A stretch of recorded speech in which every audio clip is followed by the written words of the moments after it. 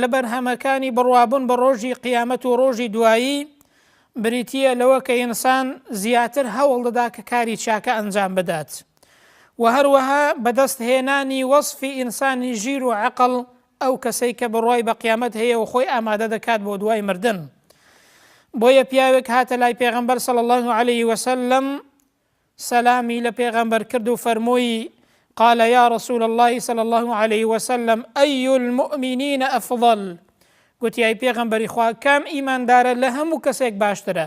پێغەمبەر فەرمووی ئەو کەسە کە ئەحسەنهم خولوقا، ئەو کەسەی کە خوڕەوشتی لە هەموو کەسێک جوانترە و کردەوەکانی ئەوەی کە لە دڵیدایە بە کردەوە تەرجەمەی دەکات، کردەوەکانی باشن خوڕەوشتی باشە.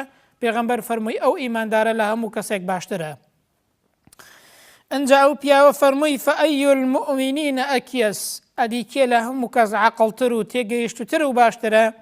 پێغەمبەر فەرمووی ئەکثەرهم للمەوت ذیکرا، ئەو کەسەی کە زۆر یادی مردن دەکات، بیر لە پاداشتی دوای مردن دەکاتەوە.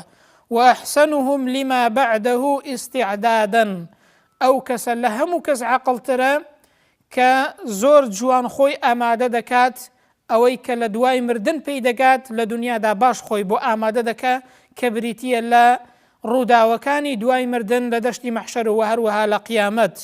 ئولائیکە الئەکیاس، بەڕاستی ئەو کەسانە عەقڵ و ژیر و تێگەیشتون کە بیر لە مردن دەکەنەوە و جوان خۆیان ئامادە دەکەن بۆ ڕووداوەکانی دوای مردن کە بریتیە لە قیامەت.